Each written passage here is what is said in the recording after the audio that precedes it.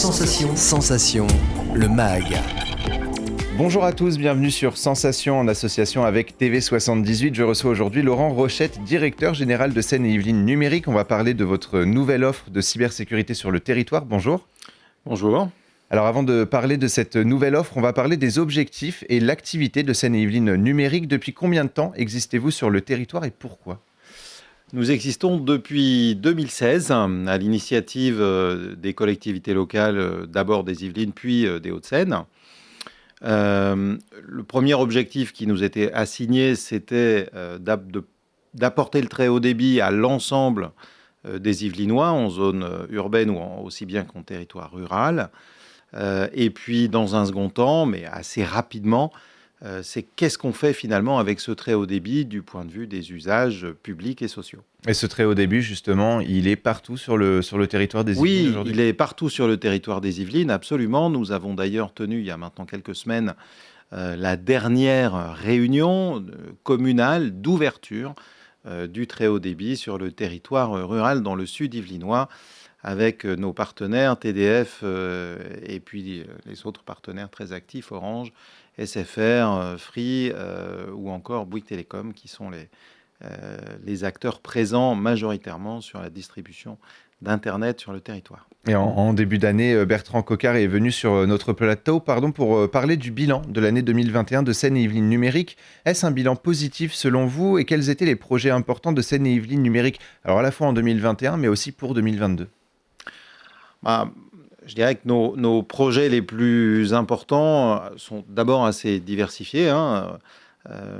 Celui qui est peut-être le plus visible à l'échelle des Yvelines, c'est le cartable numérique, le projet que nous avons intitulé Easy pour le compte du département, qui a décidé de doter tous les élèves depuis le CM1 jusqu'à la 3e dans les établissements publics et également les établissements privés qui le souhaiteront, d'un cartable numérique complet, individuel, et puis bien évidemment les enseignants seront également dotés de ces outils. Alors justement, cette tablette numérique, elle a été aussi offerte, 200 tablettes ont été offertes à l'ASE pour les enfants. Est-ce qu'il y a cette volonté de donner toutes les chances à tout le monde, à tous les enfants ? Bien sûr, ça c'est un des volets du projet Easy. Le premier volet, c'est bien sûr de fournir tous les outils nécessaires à l'apprentissage du numérique et à l'apprentissage avec le numérique. Deuxième objectif, c'est un objectif d'inclusion, de ne laisser aucun élève sur le bord de la route numérique. Faire en sorte que chacun dispose des mêmes chances et des mêmes outils pour préparer son avenir. Alors l'un des gros projets pour 2022 de Seine-et-Yvelines Numérique, c'est cette nouvelle offre de cybersécurité sur le territoire. À qui s'adresse cette offre ? Cette offre, elle s'adresse à tous les acteurs du numérique. En particulier, compte tenu des adhérents que nous adressons, les collectivités locales et les établissements publics, mais par exemple aussi les collèges ou les écoles, puisqu'on parle d'un cartable numérique. Tout à chacun est concerné aujourd'hui par les problématiques de cybersécurité. Chacun est un acteur. Et on parle des collectivités, mais est-ce que par exemple les musées, les centres médicaux, etc. peuvent également faire appel à Seine-et-Yvelines Numérique pour être cyberprotégés ? En d'autres termes, qui peut être accompagné par Seine-et-Yvelines Numérique dans la cybersécurité ? Nous travaillons principalement aujourd'hui pour les collectivités locales de nos territoires Yvelines et Hauts-de-Seine.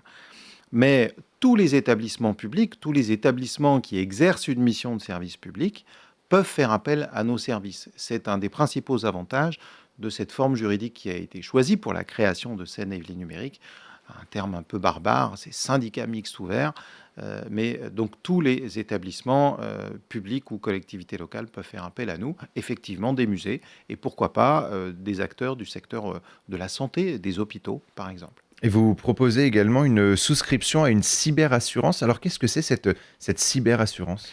La cyberassurance, c'est effectivement un des outils essentiels en matière de cybersécurité.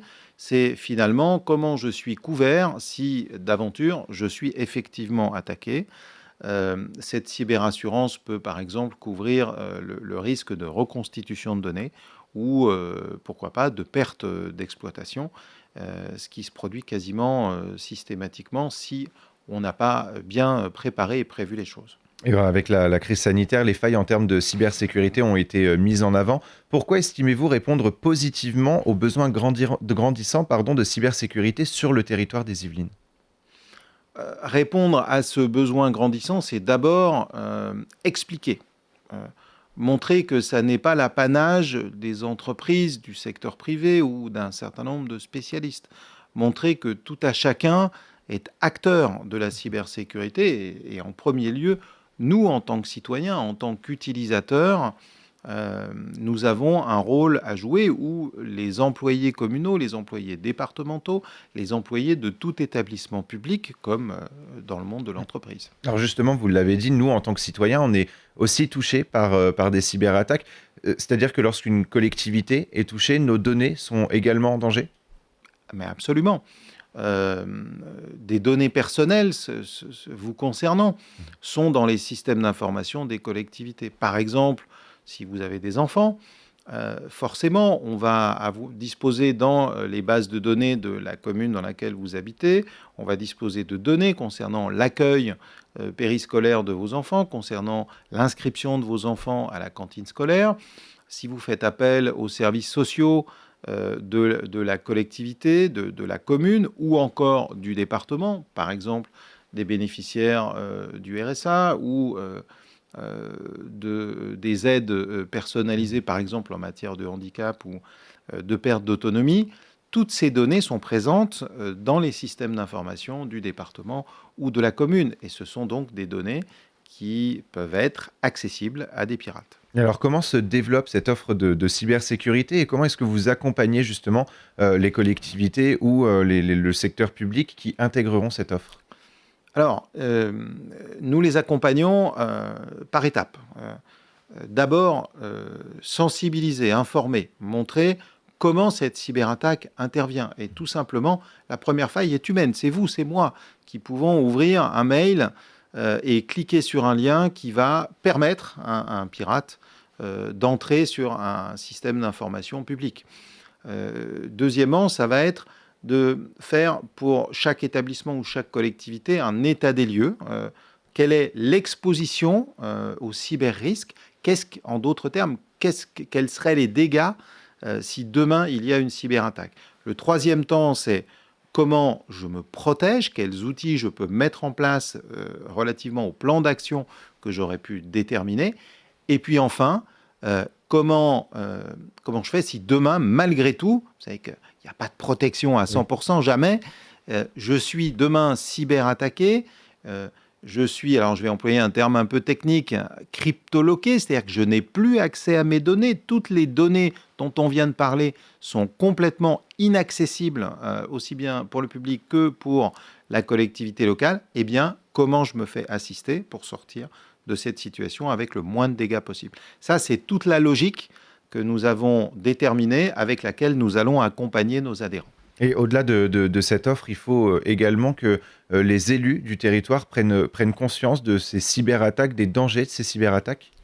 Oui, alors on va faire prendre conscience à nos élus et aux établissements publics de ce risque, finalement, avec deux outils. Le premier, c'est l'expertise. Expliquer avec des experts qui viendront finalement raconter comment ça se passe et comment on peut se prémunir. Et puis, l'autre élément, c'est toujours qu'est-ce qui est arrivé à mon voisin? Qu'est-ce qui est arrivé à quelqu'un qui fait le même métier que moi? Et donc, nous mettrons en avant des expériences vécues de la part d'élus. Il y a un certain nombre de collectivités locales, de mairies proches de nous. Je pense à la mairie de Houille, je pense à la mairie de Saint-Cloud, à des établissements comme des hôpitaux qui ont été attaqués et qui vont pouvoir venir dire ce qui s'est passé, quelles ont été les conséquences sur leur quotidien. Par exemple, le maire de Houille nous disait dans une intervention récente, eh bien, un matin, je ne savais plus quels étaient les enfants que je devais accueillir à l'école. Et ça, c'est une vraie rupture, un vrai risque de rupture dans la qualité du service public et la fiabilité du service public qu'on apporte auprès de nos concitoyens. Merci beaucoup, Laurent Rochette, d'avoir été avec nous sur Sensation. Je rappelle que vous êtes le directeur général de Seine-et-Yvelines Numérique. Pour plus d'informations, on peut se rendre sur le site sy-numérique.fr. Et pour revoir ou réécouter cette émission, rendez-vous sur notre site et application Radio Sensation.